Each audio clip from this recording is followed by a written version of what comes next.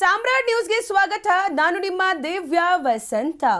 ಕರ್ನಾಟಕದ ಭೋವಿ ನಿಗಮ ಹಗರಣ ಸಂಬಂಧ ಜೀವ ಆತ್ಮಹತ್ಯೆ ಕೇಸ್.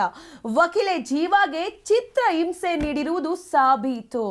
ಹೈಕೋರ್ಟ್ಗೆ ತನಿಖಾ ವರದಿ ಸಲ್ಲಿಸಿದ ಎಸ್ಐಟಿಯಿಂದ 2300 ಪುಟಗಳ ವರದಿ ಸಲ್ಲಿಕೆ.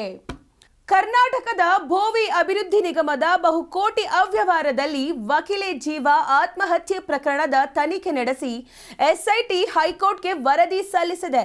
2300 ಪುಟಗಳ ವರದಿಯಲ್ಲಿ ವಕೀಲೆ ಜೀವ ಆತ್ಮಹತ್ಯೆ ಪ್ರಕರಣದಲ್ಲಿ ಡಿವೈಎಸ್ಪಿ ಕನಕಲಕ್ಷ್ಮಿ ನೀಡಿರುವ ಕಿರುಕುಳ ಸಾಬೀತಾಗಿದೆ.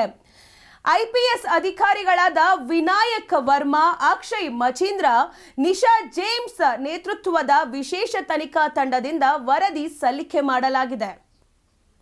ಇನ್ನು ಜೀವ ವಿಚಾರಣೆ ವೇಳೆ ಚಿತ್ರೀಕರಿಸಲಾಗಿದ್ದ ಕೆಲವು ವಿಡಿಯೋಗಳನ್ನು ಡಿಲೀಟ್ ಮಾಡಲಾಗಿದ್ವು. ಜೀವಾರನ್ನು ವಿವಸ್ತ್ರಗೊಳಿಸಿದ ವಿಡಿಯೋ ಜೊತೆಗೆ ಇನ್ನೂ ಕೆಲ ವಿಡಿಯೋಗಳು ಇರಲಿಲ್ಲ. ಡಿಲೀಟ್ ಆದ ವಿಡಿಯೋಗಳನ್ನು FSL ಮೂಲಕ ಮರು ಸಂಗ್ರಹಿಸಲಾಗಿದ್ದು, ಡೆತ್ ನೋಟ್ನಲ್ಲಿ ಜೀವ ಮಾಡಿದ್ದ ಬಹುತೇಕ ಆರೋಪಗಳು ಸಾಬೀತಾಗಿದೆ. ಸಾಕ್ಷ್ಯದಾರರ ಹೇಳಿಕೆ, ವಿಡಿಯೋ ಸಾಕ್ಷಿಗಳ ಸಮೇತ ಎಸ್ಐಟಿ ವರದಿ ನೀಡಿದೆ. ಜೀವಾಗೆ ಡಿವೈಎಸ್ಪಿ ಕನಕಲಕ್ಷ್ಮಿ ನೀಡಿರುವ ಕಿರುಕುಳ, ಚಿತ್ರಹಿಂಸೆ ಸಾಬೀತಾಗಿದೆ. ಡಿಸೆಂಬರ್ನಲ್ಲಿ ತನಿಖೆ ನಡೆಸಿ ವರದಿ ನೀಡುವಂತೆ ಹೈಕೋರ್ಟ್ ಸೂಚಿಸಿತ್ತು.